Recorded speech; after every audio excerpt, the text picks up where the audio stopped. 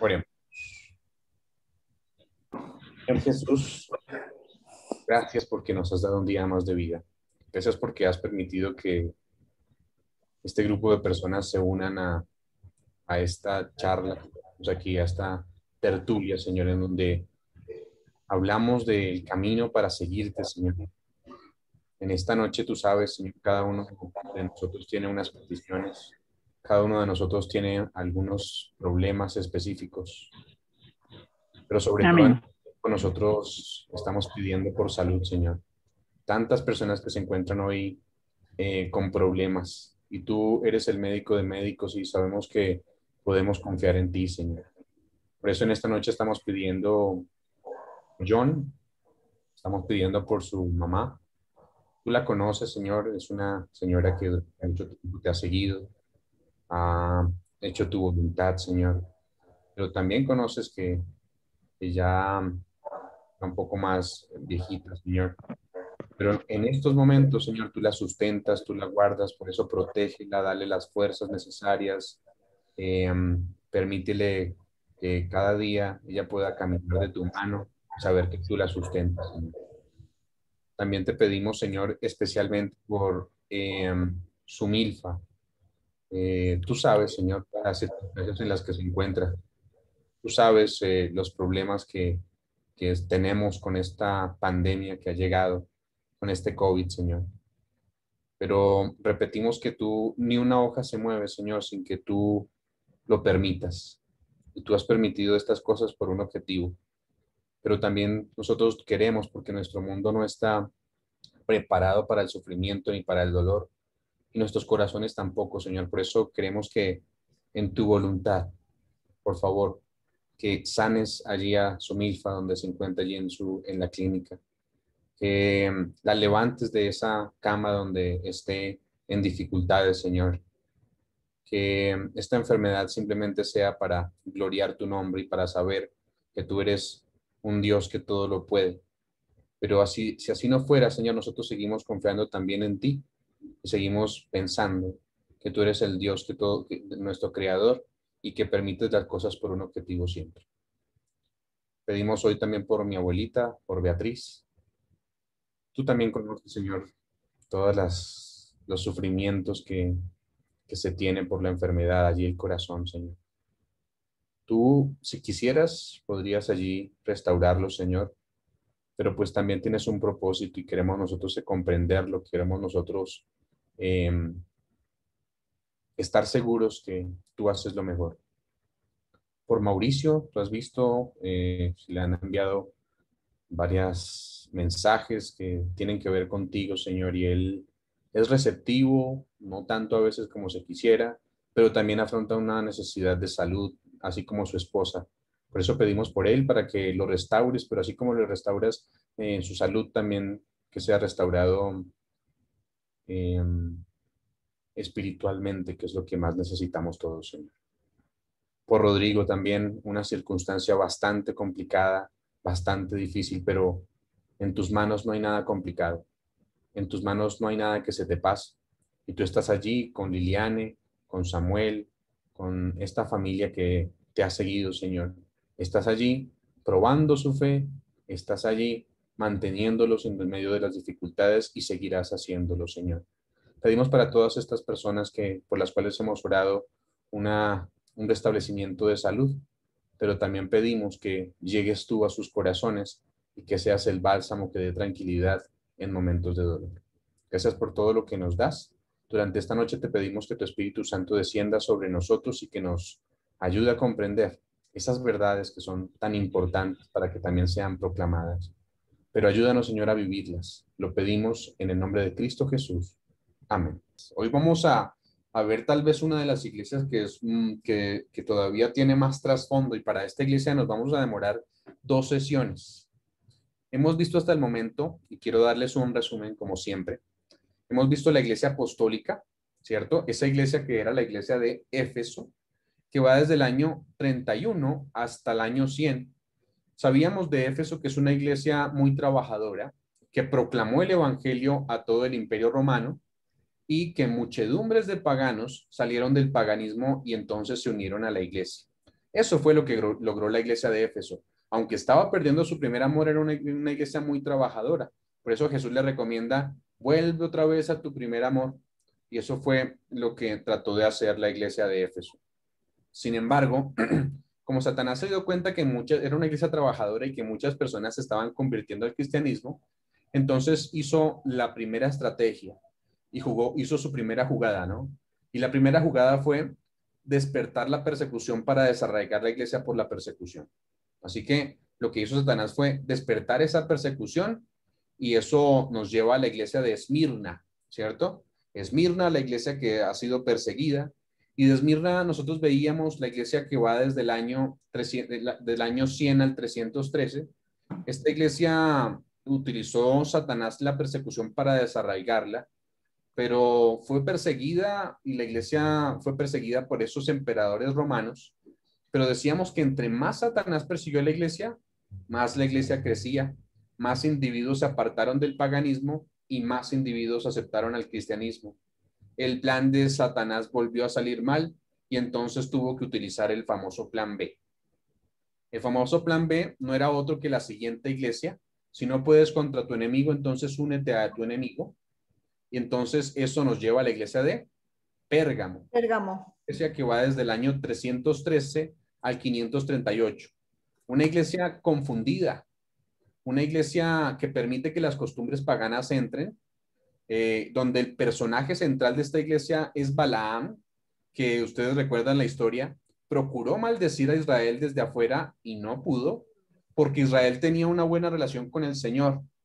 Pero entonces Satanás inspiró a Balaam para que infiltrara a Israel. ¿Y cómo lo infiltró? Lo infiltró a través de la fornicación y la idolatría.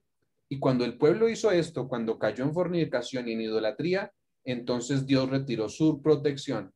Ese cerco protector, que era el cumplir, el estar en armonía con Dios, fue retirado cuando se cayó en el pecado, cuando se cayó en la fornicación y la idolatría. Dos palabras muy importantes, porque hablamos de fornicación, ir tras de otros dioses, ¿cierto? Pero esa fornicación específicamente en este periodo se habla de la unión entre el cristianismo y el paganismo. A eso se le llama normalmente fornicación.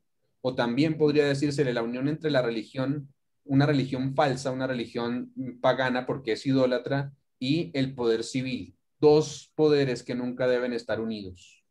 Y cuando el pueblo entonces fornicó, en el caso de Balaam, y se volvió a la idolatría, entonces Dios retiró de ellos su protección y entonces el pueblo cayó. Y entonces la iglesia de Pérgamo perdió su conexión. Pero quiero decirles también que la iglesia de Pérgamo es la conexión entre la iglesia perseguida, que es la iglesia de ¿qué?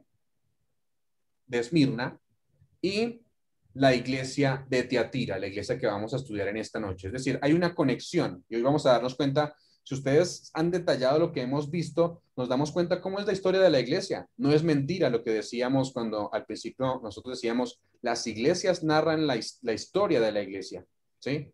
Y en este caso hay un paso a paso de lo que va pasando con esta historia. Y decíamos, tenemos de una iglesia que era comprometida, en la que comenzaron a convertirse, a una iglesia que llegó a ser perseguida, a una iglesia que se dejó confundir y permitió que el paganismo entrara. Ahora llegamos entonces a la iglesia de Pérgamo, pero Pérgamo es la conexión entre la iglesia perseguida y la iglesia que cayó completamente en las garras de Satanás. Una iglesia de Teatira, que es una iglesia ahora sin protección por su apostasía, por lo que hizo. Y cuando una iglesia está sin protección, cuando una persona está sin protección, ¿cómo quedamos nosotros sin protección? Básicamente cuando nos apartamos de los caminos del Señor, eso es lo que aprendimos. Entonces, al apartarnos de los caminos, al apartarnos de la ley que está en medio de nuestro corazón, entonces quedamos sin protección, y una iglesia que queda sin protección está abierta al engaño. Una iglesia, entonces vuelvo a repetir, sin protección es una iglesia abierta al engaño.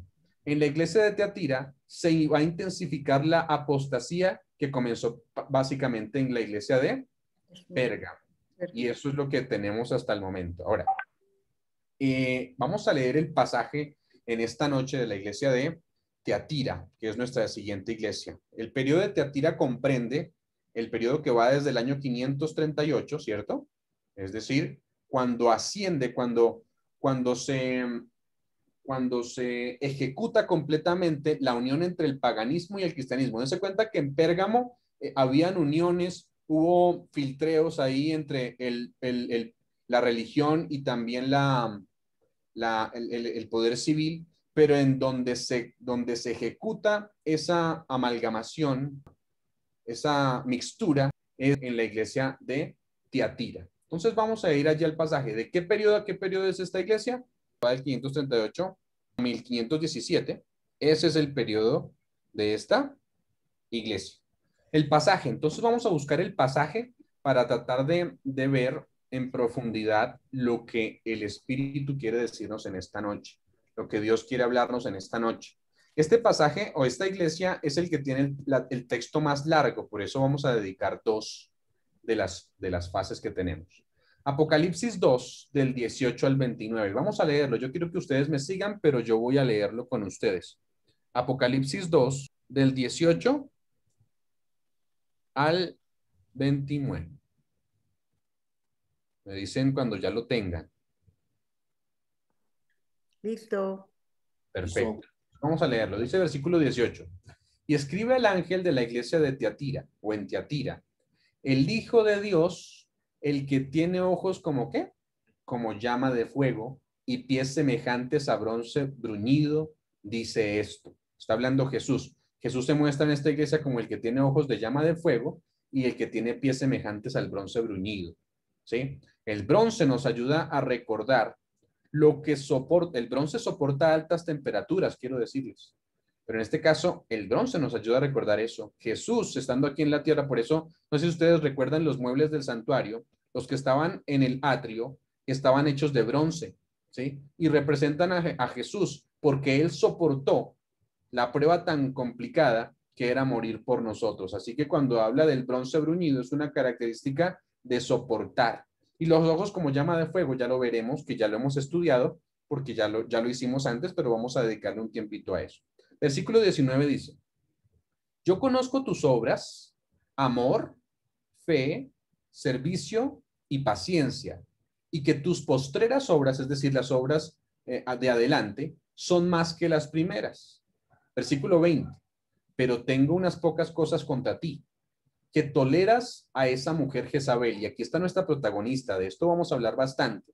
Tengo pocas cosas contra ti que toleras a esa mujer Jezabel, que se dice profetiza, que se dice profetiza y toleras que enseñe y seduzca por sus enseñanzas, ¿cierto? A mis siervos a fornicar. ¿A fornicar con quienes? Ya lo hemos visto en la iglesia pasada, con los reyes de la tierra. Y a comer cosas sacrificadas a los ídolos. Es decir, en esta iglesia ya se ejecutó la idolatría y la fornicación que en la iglesia de Pérgamo habían comenzado. Ya no se está hablando de fornicación literal aquí en donde estamos hablando, sino de la unión entre la iglesia y el Estado, o la unión entre la iglesia y el poder civil. Por eso habla de fornicación y también idolatría. Y se introduce completamente la fornicación y la idolatría entonces a la iglesia de Tiatira. Versículo 21. Y le he dado tiempo, ese tiempo que está diciendo allí, es el mismo tiempo, lo vamos a ver más adelante, es el mismo tiempo de los 1260 años. Es decir, le he dado tiempo a Jezabel para que se arrepienta, pero no quiere arrepentirse de su fornicación. ¿Cuál es ese tiempo que le ha dado? Pues le dio 1260 años. Esos 1260 años de persecución en el imperio, de persecución, cuando la iglesia persiguió a los santos del Altísimo, ese es el tiempo que le ha dado para arrepentirse a Jezabel, pero no quiso arrepentirse. Así que está incluido aquí la palabra tiempo, es el de los 1260 años. La misma palabra que se utilizaría, por ejemplo, para tiempo, tiempos y la mitad de un tiempo, la misma palabra que se utiliza para 42 meses, la misma palabra que se utiliza para 3 años y medio, o más bien el mismo periodo, ¿cierto? Ese es el tiempo que se le ha dado, 1260 años para que se arrepienta, pero ¿qué? No quiso arrepentirse. ¿Quién no quiso arrepentirse?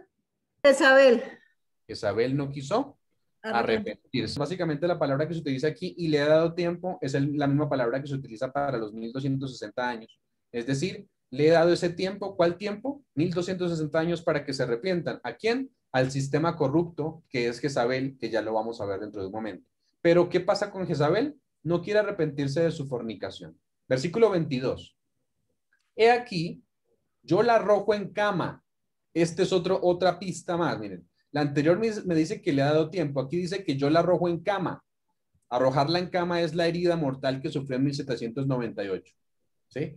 Es decir, yo la arrojo en cama, esa herida mortal de 1798 de Jezabel, que en este caso, vuelvo a repetir, ya vamos a darnos cuenta, pero es el papado, y en gran tribulación. Esa gran tribulación se vivió durante la Revolución Francesa, a las que con ella dice, he aquí yo la arrojo en cama, y en gran tribulación a los que con ella adulteran. ¿Con quién adultera Jezabel? Hablando en términos ahora sí espirituales. Con las demás iglesias, No, ¿no?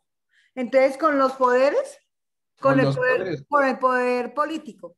con los reyes de la tierra, exactamente. Eso dice, por ejemplo, vamos a darnos cuenta que para estudiar este texto necesitamos ir, por ejemplo, a Apocalipsis 17 y Apocalipsis 13, porque son textos que nos llevan directamente a lo que estaba pasando, es decir, hablan en ese mismo lenguaje. Entonces, ella, Jezabel, ya vamos a darnos cuenta quién es, fue arrojada en cama cuando en 1798 y en gran tribulación durante la Revolución Francesa, ¿cierto? Y a los que con ella adulteran son los reyes de la tierra, que no se arrepienten de las obras de ella, ¿cierto? Versículo 23 dice, y a sus hijos, si se dan cuenta, aquí está todo el lenguaje que necesitamos. A sus hijos, ¿quiénes son sus hijos? Las iglesias protestantes apóstatas. El protestantismo apóstata son los hijos. Dice, y a sus hijos heriré de muerte. Y todas las iglesias sabrán que yo soy el que escudriña la mente y el corazón. Cuando nosotros hablamos de escudriñar la mente y el corazón, ¿qué cosas se les viene a la mente relacionada con nuestra iglesia adventista? ¿Algo se les viene a la mente cuando decimos que Jesús es el que está escudriñando el corazón y la mente? ¿Cuál es la obra que está haciendo Jesús hoy en día? En el santuario. ¿El juicio? El juicio. Entonces, ¿Lo lo que de está juicio? diciendo aquí, vuelvo a repetir, versículo 23. ¿Y a sus hijos? ¿Cuáles son sus hijos? Escudriñando. Escudriñando, sí. Exacto. Escudriñando las escrituras. Así es, ¿cierto? ¿Y a sus hijos? ¿Quiénes son sus hijos? Las iglesias protestantes apóstatas, heriré de muerte, y todas las iglesias sabrán que yo soy, van a saber, miren, todavía no, pero sabrán que yo soy el que va a escudriñar la mente y el corazón. Eso solamente pasa en el juicio investigador venidero que se describe en esta iglesia, al igual que el mismo periodo de Daniel 7. Eso es lo que se está describiendo aquí. Él es sabrán, van a saber que él es el que escudriña la mente y el corazón. ¿Cómo lo van a saber? A través del juicio. Una verdad que estaba ante los ojos del futuro de esta iglesia en lo simbólico. Y os daré a cada uno según vuestras obras, dice así. ¿Sí se dan cuenta? Está hablando completamente del juicio. Escudriña la mente y el corazón y va a dar a cada uno según sus obras. ¿Eso dónde lo hace Jesús? En el juicio, ¿sí? A cada uno según sus obras. Versículo 24. Pero a vosotros y a los demás, y esto es muy interesante, también vamos a repasarlo, pero simplemente les voy a decir que los demás, donde dice, pero a vosotros y a los demás, la palabra demás es el remanente, ¿sí? Pero a vosotros y los demás, es decir, al remanente que están en Tiatira, a cuantos no tienen esa doctrina y no han conocido lo que ellos llaman las profundidades de Satanás, en esta iglesia se conoce como el misterio de la iniquidad, yo os digo, no os impondré otra carga, ¿cierto? Los demás, como dije, se utiliza la palabra loipos. La palabra loipos es la misma palabra que se utiliza para remanente. Y es la palabra que se utiliza, por ejemplo, en Apocalipsis 12:17. Esa palabra que se dice, el dragón se airó contra la mujer y se fue a hacer guerra ¿contra quién? Contra todos los santos de su descendencia. Contra el resto. Contra el resto. Exacto. La palabra loipos es el resto. Y por eso dice aquí, pero a vosotros y a los demás, al remanente. Hay un remanente, como siempre, en Tiatira. Versículo 25. Pero lo que tenéis, retenedlo hasta que yo venga. Al que venciere y guardare mis obras hasta el fin, yo le daré autoridad sobre las naciones, y las regirá con vara de hierro, y serán quebrantadas con vaso de alfarero. ¿Se dan cuenta otra vez? Es que, bueno, no sé si ustedes lo notan, pero bueno, nosotros hemos estudiado bastante, ¿no? Y ya podríamos estar notando ciertas palabras que tienen relación con otras. Y aquí está diciendo que que le va a dar autoridad para regirla sobre las naciones, dice, y la regirá con vara de hierro, y dice, y serán quebradas con vaso de alfarero. ¿A qué les suena eso? Cuando nosotros hablamos de que van a ser quebradas con vaso de alfarero, en la Biblia, ¿dónde más se menciona el vaso del alfarero? En Jeremías, En Jeremías, pero ¿en dónde en la profecía también se menciona el vaso del alfarero? O más bien, una palabra similar a la del alfarero. Me alegra que pensemos. ¿No recuerdan? Es una alusión no, a Daniel 2 y Daniel 7. Daniel 2, ¿recuerdan? ¿Recuerdan que de qué material eran los pies de la estatua? Barro y ¿Barro cocido de qué? barro Y, cocido. y alfarero, hierro. De alfarero. Muy bien. Ah, sí, señor. Barro cocido de alfarero. ¿Sí se dan cuenta cómo hay relación en todo esto? La regirá con vara de hierro y serán quebrantadas con vaso de alfarero, como yo también la he recibido de mi padre. Tiene mucha alusión a profecías recientes, ¿no? Esas profecías de Apocalipsis 17, de Apocalipsis 13, de Apocalipsis 12, de Apocalipsis de Daniel 2 y Daniel 7. Tiene toda la alusión a este texto, ¿cierto? Y dice, sigue diciendo, versículo 28, y le daré la estrella de la mañana. Y el que tiene oído, oiga lo que el Espíritu dice a las iglesias. ¿Cuál es la estrella de la mañana? Vamos a hablar, eso lo hablaremos al final, pero la estrella de la mañana es una alusión a Wycliffe. Wycliffe se le llama la estrella Ah, de ok, la sí. mañana, pero después lo hablaremos. ¿Listo? ¿Tenemos todo claro? Hasta el texto lo tenemos claro, vamos a tratar de detallar. Hablemos de la ciudad de Tiatira. ¿Qué significa el nombre Tiatira? ¿Alguien sabe qué significa la palabra Tiatira? No. Tiatira significa sacrificio de contrición. De todas las ciudades del Imperio Romano, Tiatira era la que estaba más organizada en la manufactura, es decir, hacía cosas con las manos, pero tenía una serie de sindicatos de trabajadores esta ciudad. Los más poderosos del sindicato eran dos grupos. Había un grupo de trabajadores que formaban un sindicato, que era el sindicato de los que teñían los textiles. Esta iglesia se teñía, en esta ciudad, se teñían Miro. textiles. Sí, adelante. Disculpe, Tiatira significa ¿qué? Sacrificio de contrición, Ok. ¿cierto? Entonces, ¿qué pasaba? De todas las ciudades del Imperio Romano era la que estaba más organizada en los temas de manufactura. Y tenía una serie de sindicatos de trabajadores, pero habían dos que eran los más poderosos, los que teñían los textiles y el sindicato de los que trabajaban con cobre, los artesanos del cobre, ¿sí? Esos eran los dos sindicatos más poderosos. El textil más famoso de Tiatira era precisamente el púrpura real. Hoy se le conoce como el rojo turco, pero el textil que más se utilizaba era el púrpura real, que es una alusión también, vamos a darnos cuenta más adelante. Grábense toda esta información porque esta información se va a utilizar bien. El libro de los Hechos nos dice que en Tiatira vivía una mujer. La mujer se llamaba, ¿alguien ha leído alguna mujer que vivía en Tiatira en el libro de Hechos? Bueno, yo sé que yo tampoco la había leído. Sí, Jezabel, creo No. que era Jezabel, ¿no? No, el libro de los Hechos nos habla de una mujer que vivía en Tiatira que se llamaba Ah, Lidia. Livia, sí. Lidia. Lidia. Sí. ¿Y Lidia? ¿Qué hacía Lidia? ¿Alguien sabe qué hacía Lidia? Vendía telas, vendía cosas. Sí.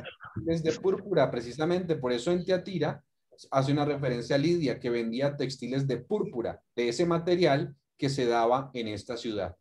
La iglesia ramera de Apocalipsis 17, ¿cómo está vestida? De púrpura. De púrpura. Púrpura y escarlata. ¿Se dan cuenta cómo el Señor es tan misericordioso con nosotros que nos da detalles exactos? Solamente necesitamos ir a la profundidad. Tiatira también tenía expertos artesanos de cobre y de bronce, ¿sí? Y eso es significativo porque a Jesús se le describe aquí como el que tiene los pies de bronce bruñido allí en el fuego. Esa es más o menos la ciudad de Tiatira. Ahora, hablemos un poquito, muy poco, porque ya hemos hablado bastante de los ojos y los pies de Jesús. Apocalipsis 2:18, ¿quién lo tiene allí? Yo. ¿Cómo se describe Jesús en esta iglesia? Dale. ¿Lo leo? Ok. Sí, por favor. Dice, escribe al ángel de la iglesia de Tiatira, el Hijo de Dios, que tiene ojos como llama de fuego y pies semejantes al bronce bruñido. Dice. Ok. Ya hemos analizado lo que significan los ojos de Jesús, ¿lo recuerdan? ¿Quién lo recuerda? Los ojos de fuego. Escudriña todo, purifica todo, ¿no? Exactamente, los ojos de fuego, los ojos de Jesús penetran, ¿no? Y van y escudriñan, por eso la espada está asociada siempre a los ojos, ¿sí? Y vimos textos, ¿se acuerdan que había textos donde hablábamos de la espada del Espíritu, pero además estaban también los ojos de Jesús? Así que los ojos están unidos a la espada básicamente porque esos son los que penetran y van y escudriñan, detectan el pecado que está allí en lo profundo y lo hacen junto con la espada. Por eso es que Jesús dice, en todas las iglesias les dice, yo conozco ¿qué? Tus obras. Ah, porque Él tiene los ojos de fuego que penetran hasta lo más profundo y encuentran nuestros pecados. Los ojos de Jesús escudriñan a la iglesia para determinar sus pecados. Esos pecados que están escritos ¿en dónde? En el libro de la vida. En los libros, no solo, sino en los libros celestiales. De hecho, hay un libro de pecados, ¿no? Entonces, el libro de pecados. Hay un libro de los pecados. Así que los ojos de Jesús escudriñan a la iglesia para determinar sus pecados. Por eso habla aquí que Jesús es el que tiene los ojos como llama de fuego. ¿Qué necesitaba la iglesia de Tiatira? Que esos ojos penetraran y no solamente... ser purificada, ¿no? Exacto. No solamente que descubrieran el pecado, sino que lo sacaran, pero Tiatira no lo permitió. Eso vamos a darnos cuenta más adelante. Y necesitaban la resistencia del bronce bruñido, pero tampoco la tenía Tiatira. Así que a Jesús como que no la aceptó Tiatira. Miren, hay un texto aquí de un famoso escritor que dice, que está hablando de lo que significa estos ojos. Miren lo que dice de Jesús y los ojos. Aquel cuyos ojos son como una llama de fuego está investigando a cada iglesia en el mundo. Entonces pensemos en eso. Jesús mismo con sus ojos está investigando a cada iglesia en el mundo. Su mirada fija escudriña cada corazón. Está midiendo el templo y los que están adorando allí, pesando todas sus acciones en la balanza áurea del cielo y anotándolas en el libro de los registros. Todas las cosas están abiertas a los ojos de aquel a quien tendremos que rendir cuentas. Él es el que discierne los pensamientos y las intenciones del corazón. Ninguna obra de las tinieblas está oculta a su vista. El gran escudriñador del corazón se da cuenta y registra el pecado que el hombre no detecta y que las mentes humanas no sospechan. Interesante. Jesús es el que escudriña nuestros corazones y escudriñó a la iglesia de Tiatira. Jesús entonces se introduce en esta iglesia como el que escudriña la condición de la iglesia y el que la va a juzgar. No solo la escudriña, sino que la juzga. ¿Sí? Eso es lo que hace Jesús en esta iglesia. Ahora, el elogio, hablemos del elogio. ¿Cuál es el elogio? A esta iglesia pues se le da allí se muestra Jesús. Ahora, ¿cuál es el elogio? Veámoslo. Apocalipsis 2:19. ¿Cuál es el elogio que se le da a esta iglesia?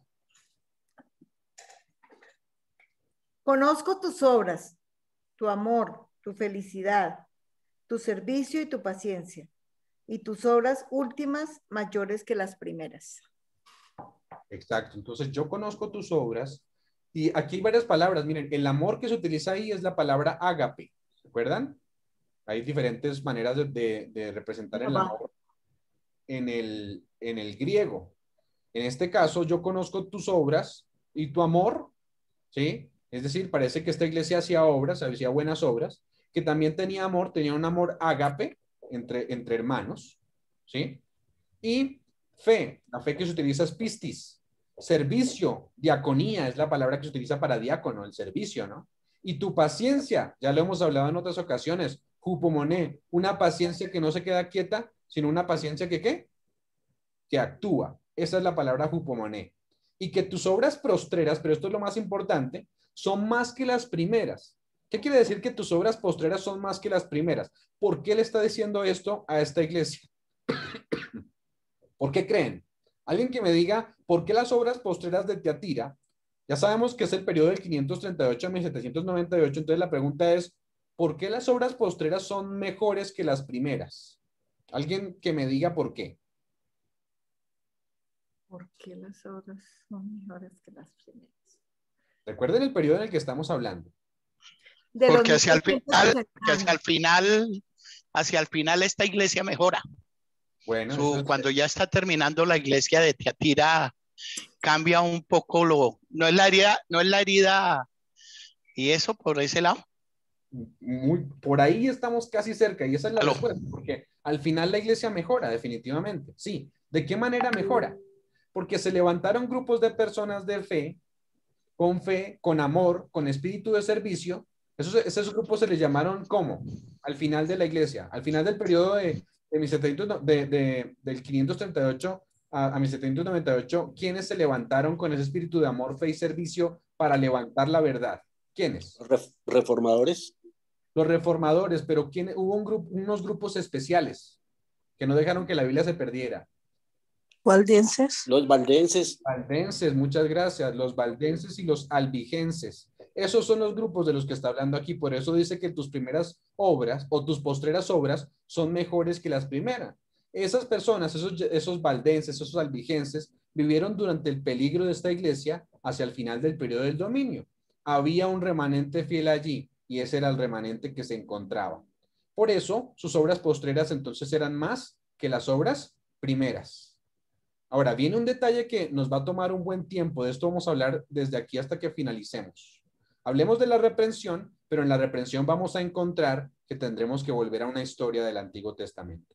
Apocalipsis 2:20. ¿Qué dice Apocalipsis 2:20? Lo leo, es que como que nadie más me da pena. Yo lo leo también. Listo, Mauricio, hágale. Leo. Sin embargo, tengo contra ti que toleras a la mujer Jezabel, que dice ser profetisa y enseña y seduce a mis siervos a cometer inmoralidad sexual y a comer los sacrificios a los ídolos. Perfecto. Dice, pero tengo entonces unas pocas cosas contra ti. Aquí viene la reprensión. ¿Y cuál es lo que más resaltan aquí? Que seduce a mis siervos. Que tolera a una mujer, la mujer Jezabel, ¿cierto? La principal cosa que se nota aquí es que tolera a esa Jezabel. Jezabel está activa entonces durante esta iglesia, pero Jezabel había muerto muchos años antes, ¿no? La pregunta que hacemos es, ¿cómo es que Jezabel engaña a esta iglesia? ¿Por qué Jezabel está engañando a esta iglesia si Jezabel ya había muerto muchos años antes? Porque deben ser las mismas obras que hizo Jezabel. Así. Es porque Jezabel está en esta iglesia, o es porque Jezabel en esta iglesia no se refiere a una mujer como un individuo, sino se refiere ahora a un sistema que es simbolizado por una mujer que tiene características parecidas. Es decir, esta Jezabel de la que se está hablando aquí no es la Jezabel original, pero tiene las características de la Jezabel original. Y ya no es un individuo, no es una persona, sino es un sistema.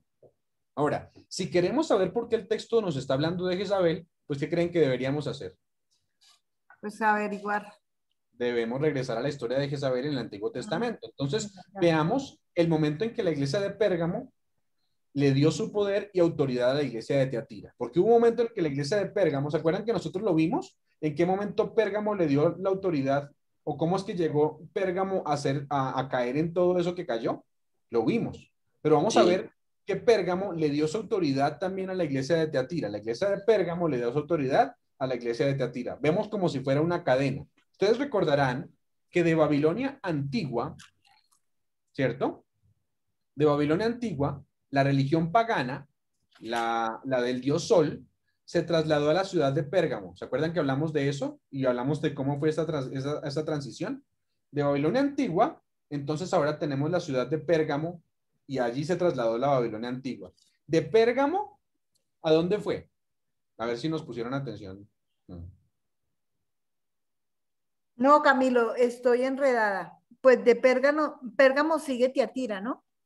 Sí, pero entonces la cosa que estamos diciendo aquí es, ¿cómo fue la transición?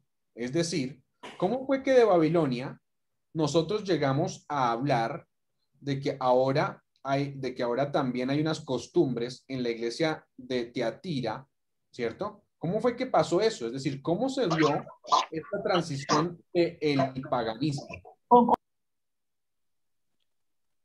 Cuando se convirtió cuando se hizo cristiano Constantino. Sí, muy bien, pero nosotros detallamos el proceso. Vuelvo a repetir el proceso. Miren el proceso cómo fue. El proceso fue así. De Babilonia antigua, ¿se acuerdan? La Babilonia Sí. original, la que tenía la religión pagana, que adoraba, ¿a quién adoraba Babilonia antigua? ¿Al dios qué? ¿Sol? Al dios Sol. Así entonces, de Babilonia antigua, entonces esa religión pagana se trasladó a la ciudad de Pérgamo. ¿Quién me quiere decir cómo se trasladó la religión de la Babilonia antigua a la ciudad de Pérgamo? A ver si pusieron ahora sí atención. Cuando Ciro, Bien, muy bien, Carla. Excelente, ¿cierto? sí, Tenemos algunas cosas de cómo fue. Habían algunos sacerdotes, si se pueden, exacto. Habían algunos sacerdotes que fueron exiliados de Babilonia, pero fueron a parar a la ciudad de Pérgamo, ¿lo recuerdan? Llegaron allí. Entonces, de esa manera, la religión de Babilonia llegó a ser la religión que también se profesaba ¿en dónde? En Pérgamo. Ahora, de Pérgamo, ¿a dónde fue? Pues debe pasar a Tiatira, ¿no? No, todavía no. De Pérgamo fue a Roma pagana. ¿Sí? ¿Se acuerdan cómo fue el proceso también? Un emperador romano llegó allí a Pérgamo y dijo, ay, me parece chévere esta religión, entonces ahora la tomó para Roma. Y desde ese entonces, Roma adoraba también al dios Mitra, al dios Sol. ¿Sí lo recuerdan? Entonces, Sí. vuelvo a repetir, de Babilonia antigua llegó a Pérgamo. De Pérgamo, o de Pérgamo literal, llegó a Roma. A Roma. ¿Hasta ahí claros? Roma Ya pagana. lo habíamos hablado, pero yo quiero detallarlo. ¿Listo? Listo. Sí. Ahora, luego del Imperio Romano Pagano, ¿qué hizo el Imperio Romano Pagano? Favoreció a la iglesia, en la iglesia de Pérgamo espiritual, es decir, en la iglesia de Pérgamo simbólica. El Imperio Romano, entonces, pagano, favoreció ¿a quién? A la iglesia. Durante el periodo de la iglesia de Pérgamo, hay alguien que está por allí con... Claudia tiene el micrófono abierto ya. De la iglesia entonces, luego entonces el Imperio Romano Pagano favoreció a la iglesia. ¿Cómo lo hizo? A través de Constantino, como lo dijimos, durante el periodo de la iglesia de Pérgamo, pero simbólica. ¿Sí? Es decir, desde el 303 al 538. ¿Qué hizo la iglesia romana pagana? Favoreció a la iglesia. ¿Recuerdan esas uniones entre Estado e iglesia a través de Constantino? Ahí entonces lo que pasa es que favorece a la iglesia y la religión ya la tenemos en Roma pagana, pero también como favoreció a la iglesia, ya está en Roma papal. Y en Roma papal, pues básicamente lo que pasa es que desde la iglesia de Pérgamo allí, en ese periodo de la iglesia de Pérgamo simbólica, ahora la iglesia le da su poder a Teatira, ¿cierto? O a la iglesia apóstata. ¿Está claro? ¿Hasta ahí? ¿Sí? Sí. ¿Sí? Es decir, es todo un proceso. De Babilonia a Pérgamo literal, de Pérgamo literal va al Imperio Romano, Roma del Imperio pagana. Romano del Imperio Romano a Roma papal, que es Teatira. La iglesia de Teatira es la misma iglesia de la Roma papal. De esa manera fue. Hasta el momento entonces hemos hablado de una cadena. Por medio de Constantino. Por medio de Constantino, porque esa iglesia, dense cuenta que aquí hay que diferenciar una cosa. Pérgamo literal es diferente a la Pérgamo simbólica, ¿no? La Pérgamo literal era la que, precisamente el contexto en tiempos de Pablo, ¿cierto? De Juan, perdón, qué pena. En el contexto en tiempos de Juan. Pero la Pérgamo simbólica es esa iglesia que va desde el 313 al 538. ¿El periodo de qué? De unión entre el paganismo y la religión. Así que así tenemos la cadena. Miren, Elena de White describió el paso del poder de la iglesia de Pérgamo a la iglesia de Teatira. Satanás transfirió su trono. Dense cuenta que nosotros habíamos hablado antes del trono, ¿se acuerdan? En la iglesia pasada. Ahora Satanás va a transferir su trono de Pérgamo a Roma papal, o sea, a la iglesia de Teatira. Miren lo que dice el conflicto de los siglos, página 48. Dice, y escuchen las palabras para tratar de identificar las iglesias allí. Esta transigencia entre el paganismo y el cristianismo, ¿dónde se dio la unión entre el paganismo y el cristianismo? ¿En qué iglesia? En la iglesia de De Tiatira. Pérgamo. De Pérgamo. De Pérgamo. ¿Se acuerdan? Ay, yo estoy enredada. Vuelvo a repetir, ¿cierto? O sea, o sea, de Babilonia pasas a ser la de Pérgamo, ¿sí?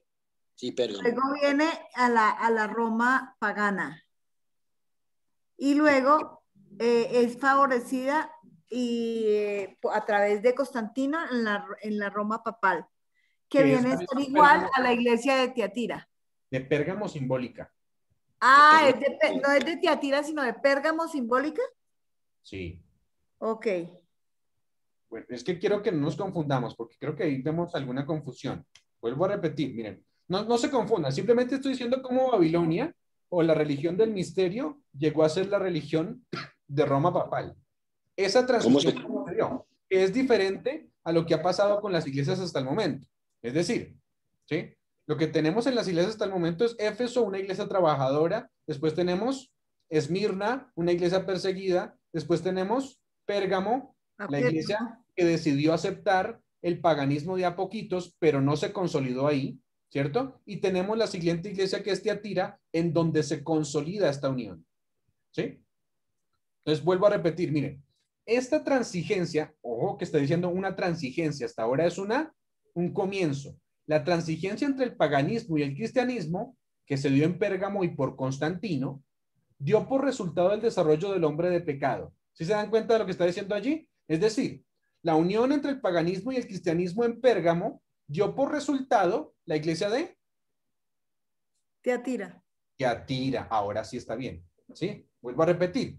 La transigencia entre el paganismo y el cristianismo, ¿en dónde se dio eso? En Pérgamo, por Constantino, dio por resultado el desarrollo del hombre de pecado, es decir, el sistema papal, ¿en dónde? En Tiatira, predicho en la profecía como poniéndose a Dios y ensalzándose a sí mismo sobre todo Dios. Eso pasó en la iglesia de Tiatira, la iglesia apóstata.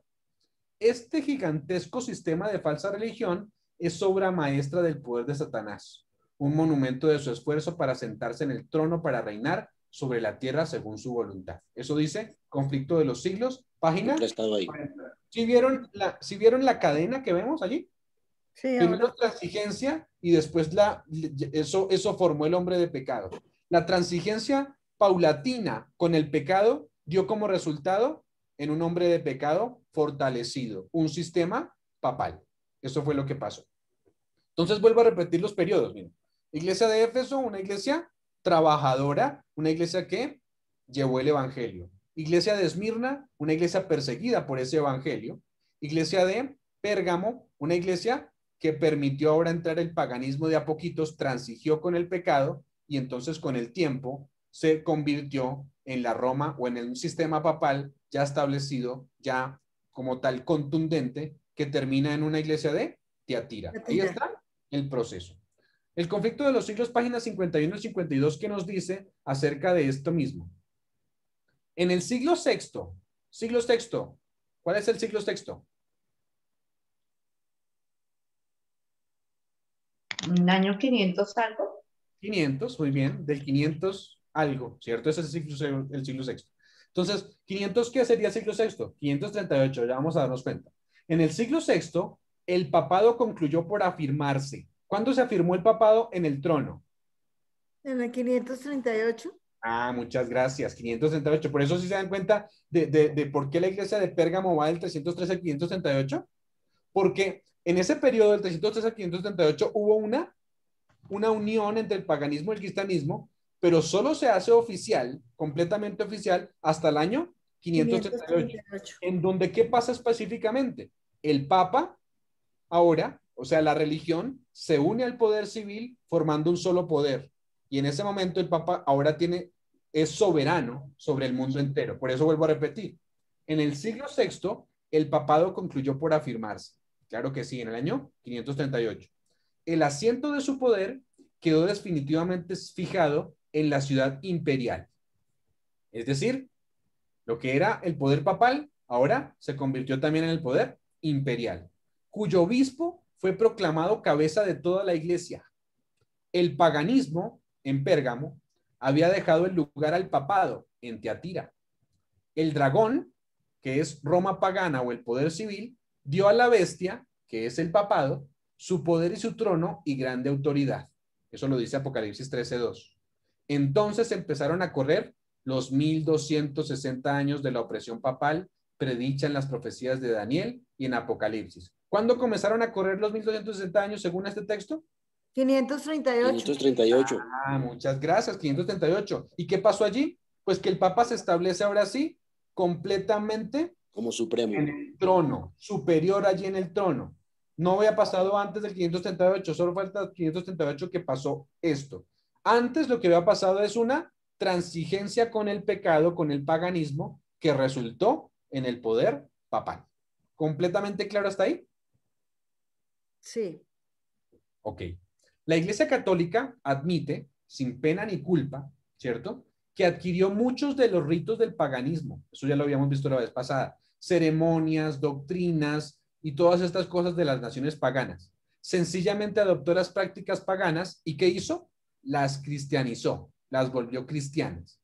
De esta manera, la iglesia se convirtió en una iglesia que era pura a ser una iglesia ¿cómo? Contaminada. O ramera, como lo menciona. Ramera, una ramera. ¿Cierto? Porque Uniendo la religión. Ajá. ¿Sí? Porque se metió con con el paganismo. Ah, no, y porque, no, perdón, porque se revolvió con el sistema político. Y eso es muy importante, qué bueno, Willy, que lo haya dicho, porque creo que lo estamos entonces comprendiendo. La práctica o ser ramera o estar en fornicación quiere decir que es la unión entre el paganismo, sí, claro, pero el sistema civil y el sistema religioso. Eso quiere decir fornicación. De esta manera, entonces, la iglesia se convirtió en ramera, uniendo la religión pura de Cristo con la religión apóstata, fornicando con los poderes civiles y bautizando las prácticas de los paganos. Miren lo que dice un católico en una enciclopedia católica. Dice así: la historia misionera de la iglesia demuestra claramente su adaptabilidad a todas las razas, continentes y naciones. En su liturgia, ¿qué es la liturgia de una iglesia? El estilo de adoración. Entonces dice aquí, en su liturgia y en su arte, en sus tradiciones y las fórmulas de sus doctrinas, naturalmente, incluye elementos del judaísmo, así también como elementos que son de origen pagano. En cierto sentido, ella ha copiado la organización del Imperio Romano, y eso podríamos profundizar mucho más del asunto, ¿no? Es decir, ¿cómo así que ha copiado mucho más del Imperio Romano? Sí, pero dice, en cierto sentido, ella, ¿y de quién es ella? Roma papal, ha copiado la organización del Imperio Romano. La Iglesia ha preservado y hecho fructíferas las instituciones de Sócrates, Platón y Aristóteles. ¿La Iglesia Católica tiene muchas de estas ideas? Sí. ¿Dónde está? El alma, por ejemplo, es una idea que viene de Sócrates, Platón y Aristóteles. Ha tomado prestado tanto de los bárbaros como del Imperio Romano Bizantino. Es decir, es una mezcla de toda conjunto de prácticas paganas. Pero siempre sigue siendo ella misma, dirigiendo todos los elementos que asimiló de fuentes externas.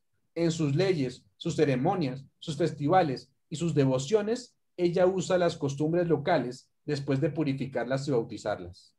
Su culto de santos y mártires es un sustituto útil que reemplaza las divinidades populares en las mentes del populacho. ¿Sí se dan cuenta? Sin pena ni culpa está reconociendo aquí este mismo autor católico, ¿cierto?, que la iglesia romana admite que se ha unido con prácticas paganas, con las doctrinas que no eran sanas allí para la iglesia. Esta iglesia entonces se entrometió en la política y abandonó su único marido. ¿Quién era el marido real de esta iglesia? Cristo. Cristo Jesús. Abandonó a su marido para dejarlo por otro marido, que son los reyes de la tierra. Camilo. Sí, señor. Cuando en Apocalipsis habla de que ha fornicado con los reyes de la tierra, ¿esos reyes de la tierra es el poder civil? El poder civil. Ok. En los que tienen el poder civil en el mundo. vamos a tener que estudiar acerca de algunos principios de interpretación que vamos a tardar. Por eso dije que en este primera parte vamos a durar toda esta sesión, pero la siguiente pues hablaremos de lo que falta, ¿no? Pero vamos a entender algunos principios de interpretación para entender la iglesia de Teatira, ¿sí? Y necesitamos, digamos, aplicar esos principios de interpretación. En primer lugar, ¿qué debemos entender? Debemos entender que la iglesia de Teatira tiene 2 etapas. ¿Cuántas etapas tiene la iglesia de Teatira? 2. 2. Miren, una etapa pasada, en el mismo periodo, ¿cierto? Y una etapa futura. Entonces, tiene una etapa pasada y una etapa futura. ¿Cómo sabemos eso? Porque ya como vimos que la iglesia es la misma Roma papal, y Roma papal, pues se habla de varias maneras en la profecía. Si nosotros, por ejemplo, vamos a Apocalipsis 13 nos habla de una ramera, de la ramera, ¿cierto? Y dice que después de que gobernó esos 1260 años, ¿qué pasó con esa ramera? ¿Qué pasó después de los 1260 años? Tuvo una herida mortal. La herida mortal. ¿Cierto? Pero ¿qué dice la Biblia? Que esa herida mortal, ¿qué iba a pasar? Sanar. Va a ser sanada, ¿cierto? Sanada, y en el futuro se va a portar como se portó en el pasado. Es decir, esta iglesia de Teatira tiene 2 etapas. Una iglesia, una primera etapa. Papi, vuelvo a repetirlo. Cada vez que tú vayas, exacto, cada vez que hables, tal vez te pones te quitas en mute, pero siempre ponte en mute. Cuando vas a hablar, lo pones. Entonces dice, tiene 2 etapas entonces, y esas etapas se muestran en Apocalipsis 3. Apocalipsis 3 se dice que gobernó durante 1260 años este poder, pero recibió una herida mortal, pero dice que la herida mortal va a ser ¿qué?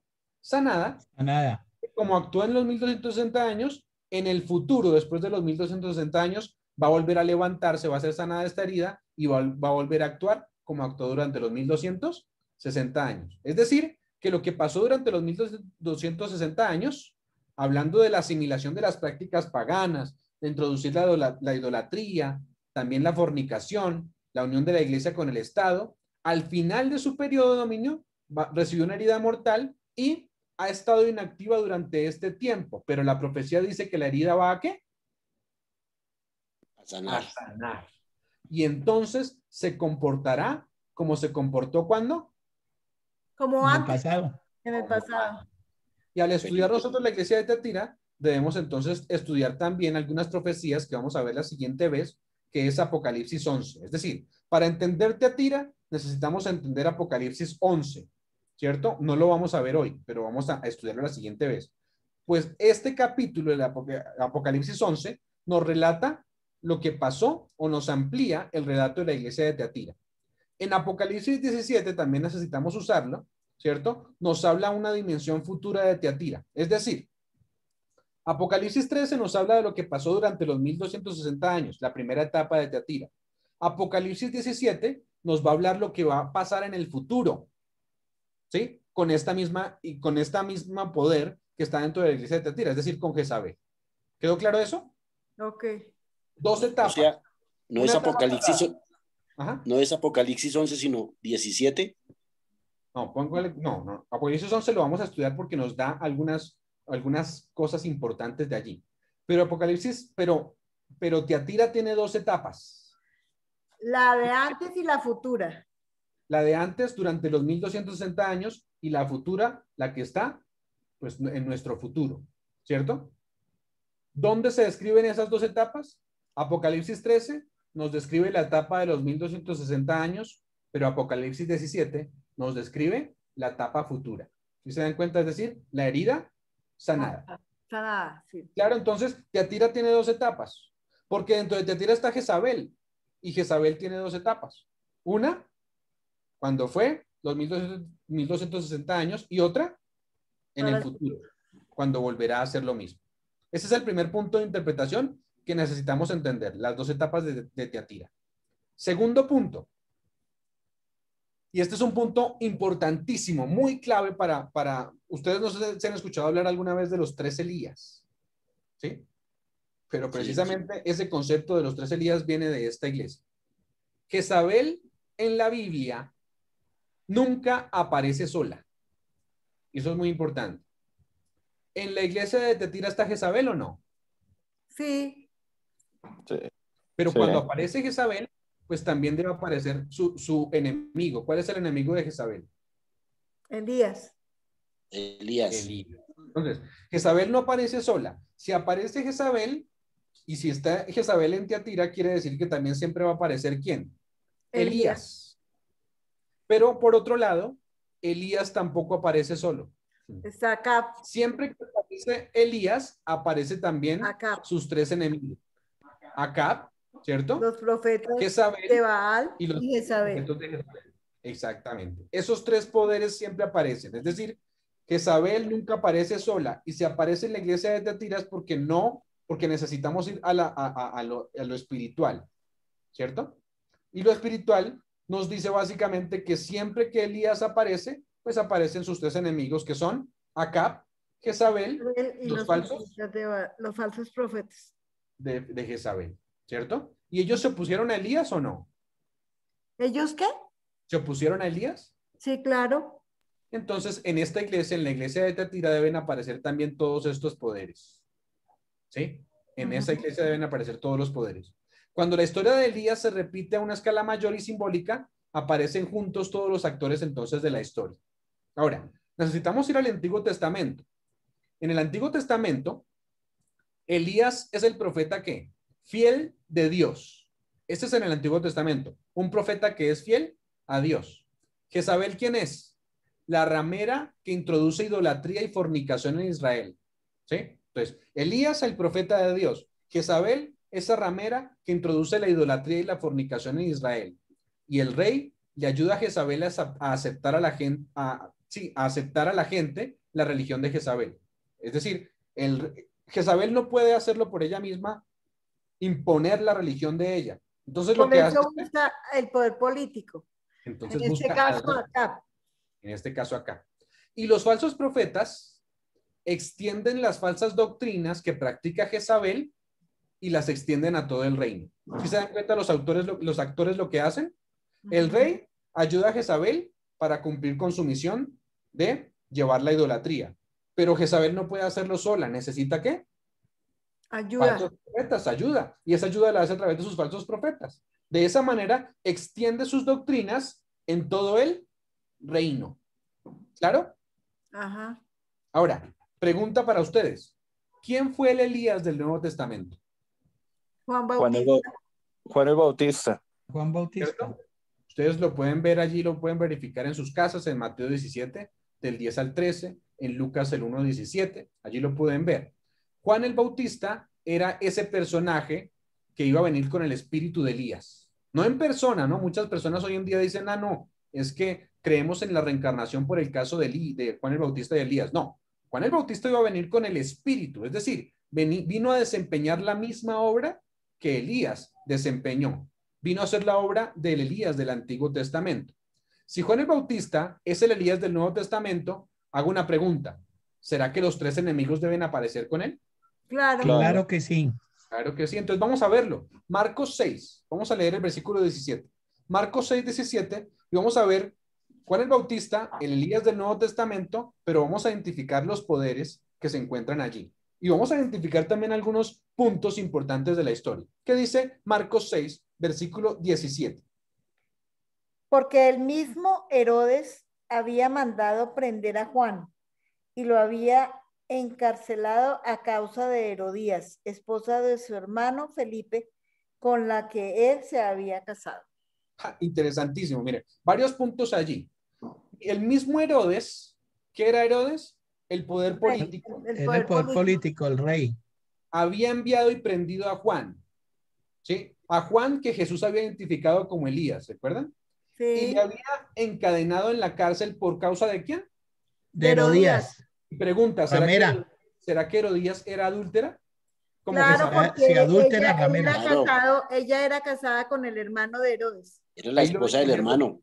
El texto lo dice, mujer de Felipe, su hermano, pues la había tomado por mujer. Así que, ¿cómo vivía Herodías? En adulterio. Entonces, si era una mujer adúltera. era fornicaria y no solo fornicaria, entonces podemos llamarla ramera, porque básicamente una mujer que vive en adulterio es una ramera. Ramera. ¿Listo? Versículo 18. 18 dice. Del 6, ¿sí? Sí. Señor, da. Porque Juan había dicho a Herodes, no debes tomar la esposa de tu hermano.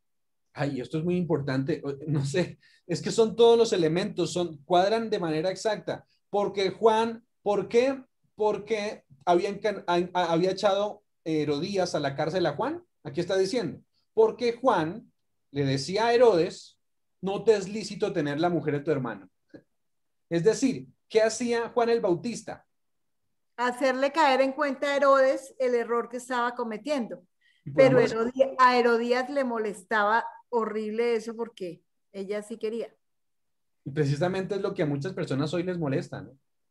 Sí. Juan lo que estaba haciendo era denunciar el pecado de Herodes. Lo estaba haciendo y lo hacía abiertamente. ¿Estaba bien que ellos estuvieran juntos? No, No. Así que estaba denunciando la fornicación del rey con Herodías, de Herodes con Herodías. Él estaba denunciando eso. Pero ¿a quién le gusta que le digan la verdad? La verdad es el pecado, pero nosotros, dice, estamos llamados a hablar del pecado, a denunciar el pecado. Ojo, no con nombres específicos, ¿no? Pero sí estamos llamados a denunciar el pecado. Pero miren lo que pasaba aquí. Juan estaba en la cárcel porque Herodías no le gustaba que le dijeran su pecado, porque tampoco a Herodes le gustaba que le dijeran su pecado.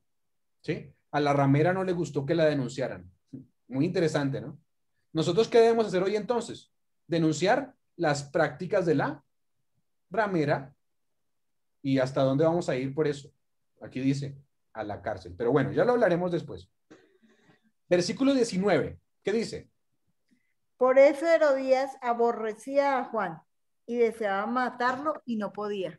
Uy, muy interesante. Jezabel en el Antiguo Testamento quería matar a Elías también, Todo el tiempo. todo Lo el tiempo. ¿Y quién utilizó para matar a Elías? ¿A Salomé? ¿Salomé? ¿Pero a quién No. utilizó para matar a Elías? A los falsos profetas. Al rey. No, miren lo que dice ahí. Herodías le acechaba y deseaba matarle. Si fuera por Herodías, lo hubiera matado, pero no podía. ¿Por qué no podía? Porque Herodes no se lo permitía. Ah, claro, muy claro, porque el poder político no se lo permitía. Es decir, yo soy el poder religioso, yo tengo unas costumbres religiosas, pero solamente mi odio hacia Juan, pues no me permite matarlo. ¿Qué tengo que hacer entonces? ¿Usar la autoridad de quién? De Herodes. Del rey. Muy bien. Versículo 20. Porque Herodes temía a Juan. Él sí le tenía cosita porque él sabía lo que le estaba diciendo que era cierto. Porque Herodes temía a Juan y lo protegía, sabiendo que era varón justo y santo. Al oírlo quedaba perplejo, aunque lo escuchaba de buena gana. Ay, sí. Entonces, miren, les hago una pregunta. ¿El problema que tenía Juan el Bautista era con el rey? No, era con Herodías. Era con Herodías. El problema era con Herodías, que quería utilizar al rey para matar a Juan. Miren, el problema no es el poder civil. No sé si se dan cuenta de eso. Sí. El problema no es el poder civil. El Sí, problema... de hecho, Acab también era un tonto. Sí, podría decirse. Sí, ¿cierto? o sea, porque finalmente él era el rey, pero se dejaba manejar de la otra, de Herodías. No, de Jezabel.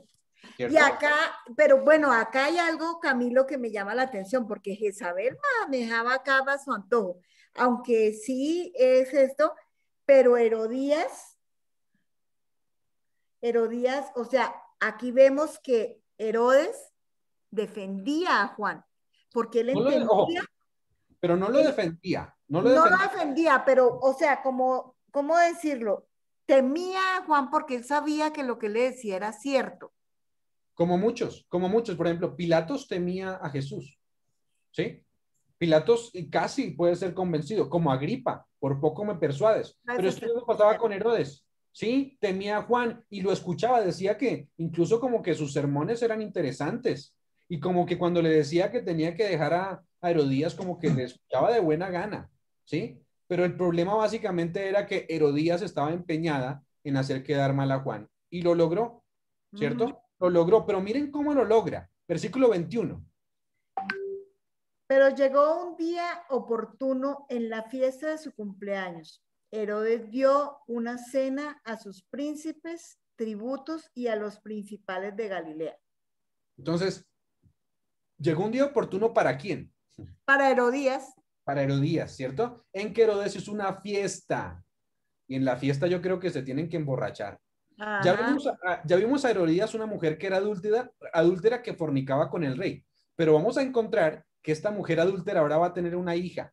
¿Se parece al mensaje de Teatira? Claro que sí. Sí. Jezabel también tenía sus falsos profetas, ¿no? Pero esta mujer tiene una hija. Una hija. En Teatira, ¿la mujer tiene hijas? Vamos a darnos cuenta que sí. Por eso se parece al mensaje de Teatira. Versículo 22 y 23. Cuando la hija de Herodías danzó, agradó a Herodes y a los que estaban con él a la mesa. Y el rey dijo a la muchacha, pídeme lo que quieras y te lo daré. Y le juró, todo lo que me pidas te daré hasta la mitad de mi reino. Tenía que estar borracho porque nadie le dice a una mujer, yo te voy a dar todo mi reino. Y menos a una muchacha. La mitad de mi reino había una muchacha que estaba bailando simplemente porque sí. Él era el rey, podía llevársela si quería a la cama como quisiera, ¿no? Entonces, por un baile en la mitad del reino tenía que estar borracho. Y es que eso se parece mucho a Apocalipsis 17. Dice que vio a la mujer ebria de la sangre de los santos. Estaba ebria, ¿cierto? Así que, versículo 24 dice, ¿cómo dice? Ella preguntó a su madre, ¿qué pediré? Y ella dijo, la cabeza de Juan el Bautista. La hija tenía el mismo carácter de la madre, ¿no? Sí. Imagínense si alguien le pidiera la cabeza de alguien que es bueno. Y ella lo pidió. Pero ¿qué pasó? Miren, aquí se nota que la hija tenía el mismo carácter de la madre. Versículo 25. Entonces ella entró deprisa al rey y le dijo, quiero que ahora mismo me des en un plato, la cabeza de Juan el Bautista. Ah, no lo dudó ni lo pensó. Lo mismo que le dijo la mamá, ella lo hizo, ni lo pensó. Tenía el mismo carácter de la madre. El enemigo de Juan no era el rey, pero llegó a ser el problema cuando se juntó con la mujer adúltera. ¿Sí se dan cuenta? No era el problema el rey, pero cuando llegó a juntarse con la mujer adúltera, en ese momento tuvo problemas Juan.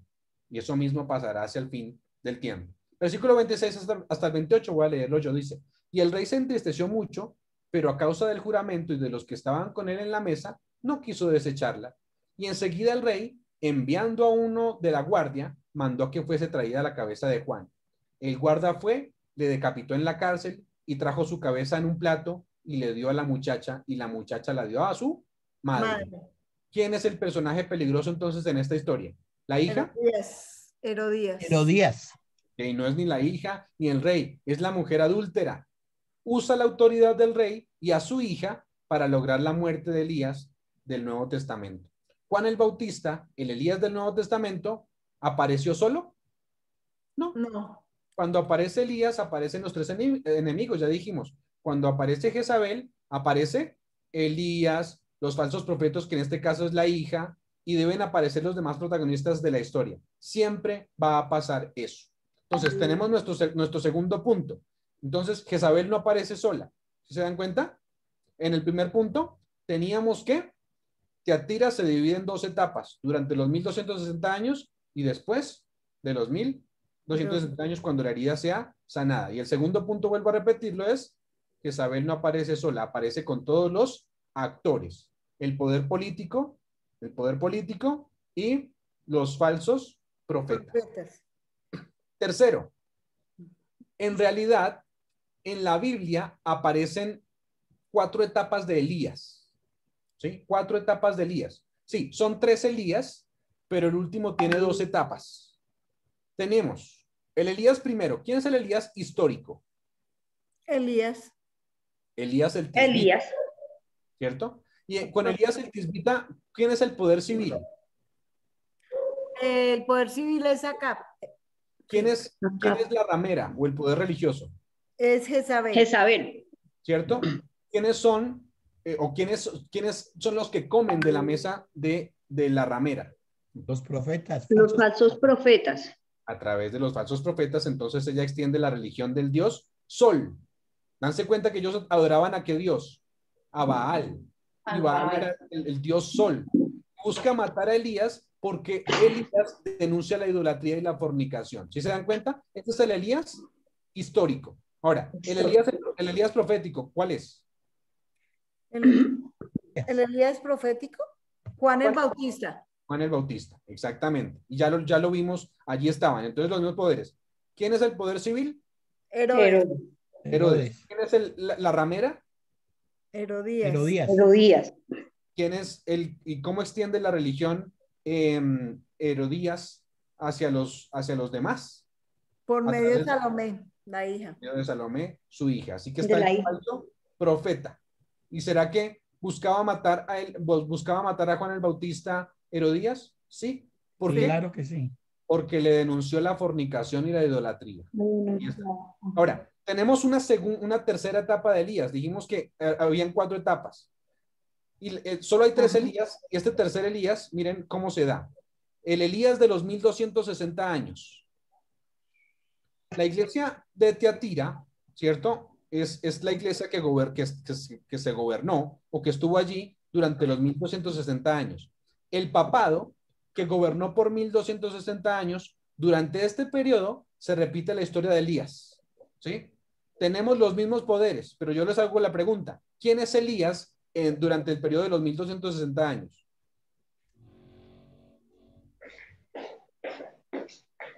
¿Quién creen que es Elías?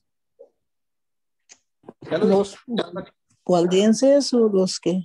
Muy bien, los valdenses, los albigenses, todos estos grupos que trataron de levantar la verdad, ¿sí?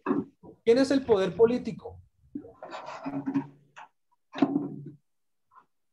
¿Los reyes? El imperio. Exacto. El imperio romano. ¿Y quién es el poder religioso, la ramera? La iglesia católica. La iglesia. El papado. La iglesia apóstata. El papado, la iglesia apóstata. Vemos allí, ¿cierto? Ahora, hablemos del Elías apocalíptico, porque ya dice que en esta iglesia sufrió una herida de muerte. ¿Cuál es el Elías apocalíptico? La historia se va a repetir al final, ¿cierto? ¿Sí? Bueno, el papado es el poder religioso. ¿Y quiénes serían ahí los falsos profetas? Los falsos profetas durante el periodo de los valdenses y todo esto. Tenemos allí al protestantismo apóstata. Las iglesias sí, exacto, las iglesias que salieron, las hijas que enseñan doctrinas falsas. Miren que el protestantismo se levantó, ¿cierto? Pero se levantó con muchas verdades, muchos dijeron muchas verdades, pero con el tiempo ese protestantismo comenzó a pervertirse, ¿cierto o no cierto? Incluso antes de los 1798, el protestantismo comenzó a pervertirse. Es decir, las ideas originales de Wycliffe, las ideas originales de Lutero, las ideas originales de todos estos grupos comenzaron a ser pervertidas, ¿sí? Y no todos tomaron la verdad de manera correcta. Así que esas ideas que llevaron al lucero de la reforma, lo que pasó más adelante es que se pervirtieron, ¿cierto? Eso pasó durante los 1260 años también. Pero ese mismo Elías, que se levantó en tiempos de los 1260 años, se va a levantar en el fin del tiempo. Esta historia se va a repetir al final, ¿cierto? El tercero, entonces, tiene 2 etapas. La etapa del Elías durante los 1260 años, pero que va a continuar cuando la ramera se case con el poder civil nuevamente y cuando sea sanada su herida. Es decir, el Elías tercero es un Elías que tiene 2 etapas. Antes de la herida de muerte y después de la herida de muerte. Es decir, somos nosotros ahora los que vamos a levantar esta verdad y seremos esos Elías que denuncien los pecados de la ramera. En la historia del primer Elías, los personajes son individuos. Esto es un punto muy importante, ¿sí? Es decir, en la historia del primer Elías, todos son individuos, personas específicas. En la segunda historia, también, ¿no? Tenemos al rey, a Juan, a la madre, a la hija. Pero en el Elías futuro, ¿cierto? En ese Elías futuro, el de los 1260 años y el final, es un movimiento, ya no es una persona, es un movimiento compuesto por personas. Jezabel es una iglesia o un sistema. La hija son los sistemas que nacieron de la hija madre, o de la iglesia madre, perdón, y el rey representa todos los poderes civiles del mundo. Entonces ya no estamos tratando con individuos, sino con sistemas globales y mundiales. ¿Comprendido hasta ahí? O hagan sus preguntas si no está comprendido. O sea que el Elías, el último Elías, es el remanente. Es el remanente que se divide en dos etapas.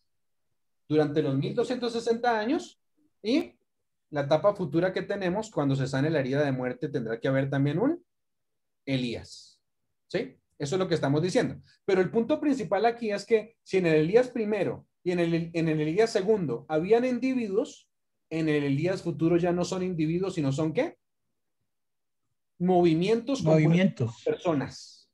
¿Sí? Entonces tenemos, por ejemplo, el movimiento adventista, los 144,000 más adelante, ¿cierto? Ese va a ser el Elías futuro. Jezabel ya no va a ser una persona, sino una iglesia o un sistema. La hija o las hijas van a ser las hijas de la iglesia. Las iglesias protestantes. O apóstatas protestantes. Exacto. ¿Que nacieron de dónde? De la hija, de la ramera, de la iglesia. Madre. De la iglesia madre, ¿no? Por eso se le llama la iglesia madre. ¿Y el rey representa qué? El poder político. Todos los sistemas del mundo allí, todos los poderes civiles del mundo. Entonces ya no estamos tratando con individuos, sino sistemas globales. Esto es bastante importante. Entonces, vuelvo a repetir algunos puntos para finalizar. Repasemos los 4 protagonistas. Jezabel, entonces es la ramera, esa ramera que aborrecía a Elías y quería matarlo. Quería matarlo porque denunció ¿a quién? A Elías, porque denunció la falsa religión, la unión de ella con el rey, estaba denunciando el paganismo con Israel y que adoraban a Baal, por eso quería matar Jezabel a Elías. Tenemos a Acab, un rey de carácter débil, como lo decía Glory, y fácilmente influenciado por Jezabel, y ella le decía a Acab qué hacer, y entonces Acab lo hacía. Tenemos a los falsos profetas, un grupo de falsos profetas que cumplía la voluntad de Jezabel, que comía de la mesa de Jezabel, pero que eran los líderes de la religión apóstata. Tenemos a Elías, el profeta fiel de Dios, que Dios llamó para denunciar esa triple alianza apóstata. De hecho, en Apocalipsis 17 hablamos de una triple alianza, no sé si se acuerdan de eso. ¿Sí? Pero bueno, miren, no es nada coincidencia. Tenemos a ese Elías que denunciaba la unión del paganismo con el cristianismo y en este periodo también pasó eso, se vinculó con los reyes. Las 7 iglesias entonces relatan la historia de la iglesia. Así que la historia del Antiguo Testamento es literal y los personajes son literales. El pueblo literal de Israel estaba en apostasía. Jezabel era una ramera literal que odiaba a un Elías literal. Jezabel contrajo una relación matrimonial fornicaria literal con el rey Acab, que era literal. Jezabel usó la autoridad ejecutiva del rey literal para introducir la apostasía. La apostasía era una unión entre la adoración a Jehová y la adoración al dios Sol literal, Baal. Jezabel tenía un grupo de falsos profetas literales.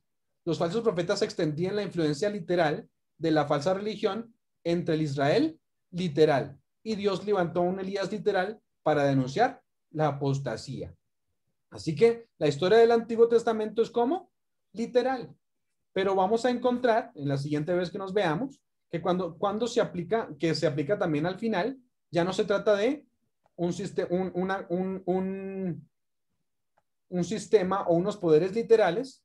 Ya no hay, por ejemplo, ya no hay adoración al dios Sol literal, ¿cierto? Sino que se hace una adoración en el día del sol, ¿cierto? El cuerno pequeño que pensó en cambiar los tiempos y la ley, la Biblia dice que se debe observar qué día. El domingo. Ah, no, el sábado. La Biblia dice el sábado, pero la otra iglesia dice el domingo. Pero la iglesia dice el domingo. Se puede comprobar que este día, digamos que se cambió en el periodo del paganismo, que fue precisamente con Constantino en el 321. Así que en el libro de Apocalipsis, Tiatira representa el periodo de los 1260 70 años. años, cuando la iglesia apóstata se unió al cristianismo con el paganismo y se comportó como Jezabel. La iglesia durante este periodo se casó con los sistemas políticos de Europa. Después de un tiempo, la iglesia madre tuvo algunas hijas, ¿cierto? Que con el tiempo iban a reflejar ¿a qué? El carácter de su Madre, de madre. la iglesia madre, digamos, como se llame. Vuelvo a hacer la pregunta. ¿Cuáles son las hijas? El protestantismo, perdón. Exacto. Protestantismo apóstata. ¿Que tiene Eso. muchas de las mismas doctrinas o no? ¿Hace lo que hace la madre o no? Sí. Sí, Les voy a hablar de la mayoría están guardando el domingo. Por ejemplo, 3 doctrinas importantes. La Biblia dice que los muertos nada saben, pero ¿qué enseña la iglesia romana? La No, pues inmortalidad del alma. El la alma, inmortalidad del alma. ¿El alma va al cielo o va al infierno? Ahora, ¿las iglesias enseñan lo mismo? Sí. Aunque no es bíblico, ¿no? Otro punto, lo que decía Willy, el día de la semana, ¿cierto? ¿Qué día de la semana guarda la iglesia romana? domingo, Domingo. ¿Y los protestantes? También. domingo. ¿Lo heredaron de la madre o no? Sí. Sí. Entonces, por eso las iglesias protestantes de hoy están en el proceso de unirse con la madre, porque tienen contacto directo con la madre. Es difícil no volver a sus orígenes, ¿no? No hacer lo que hace la madre. En Apocalipsis 13 hay 2 bestias. Vamos a verlo en el siguiente tema. Una de ellas se levanta ¿de dónde? Del mar. Del mar. ¿Y qué significa esa bestia que se levanta del mar? De multitudes. No, pero ¿quién es la bestia que se levanta del mar? ¿Estados Unidos?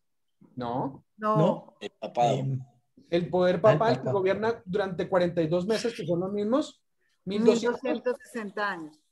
Al final de su periodo, ella recibe en Apocalipsis 13 una herida mortal. La espada, ojo con esto, la espada le es decomisada, es decir, el poder civil le es quitado. No ha podido usar los poderes políticos para sus fines, pero la herida mortal, dice Apocalipsis 13, que va a ser sanada. ¿Quién va a sanar la herida? Hago la pregunta. El poder político, Ahora en sí, el este poder caso político. Estados Unidos. En Apocalipsis 13, ¿quién sana la herida? Y está La bien. bestia, Pero La- una segunda bestia, una ¿cierto? segunda bestia. Que se levanta ¿de dónde? De De la la tierra. tierra, de una tierra nueva. De la como tierra, deshabitada. Estados Unidos. Tierra. ¿Y qué representa entonces? ¿Qué representa esta segunda bestia? Estados Unidos. Estados Unidos, ahora No sí. dense El cuenta de poder lo que- político. No. Estados Unidos. No, Estados Unidos el básicamente poder. representa el protestantismo, Ay, sí, particularmente en señor. los Estados Unidos. Es decir, esta segunda bestia es el protestantismo que se levanta ¿en dónde? En los Estados Unidos de Norteamérica. ¿Sí se dan cuenta? Todo lo que hace la segunda bestia, dice Apocalipsis 13, ¿cierto? Lo hace también la primera bestia. O más bien, todo lo que hace la segunda bestia, lo hace para complacer a la primera bestia. Ejerce toda la autoridad de la primera bestia, dice Apocalipsis. Manda a todo el mundo a adorar a la primera bestia. Todo lo que hace, lo hace en presencia de la primera bestia. Hace una imagen de la primera bestia. Impone la marca de la primera bestia. ¿Sí se dan cuenta cómo el protestantismo va a ser la que le restaure el poder de Estados Unidos, ¿cierto? El poder de la primera iglesia o de la iglesia romana.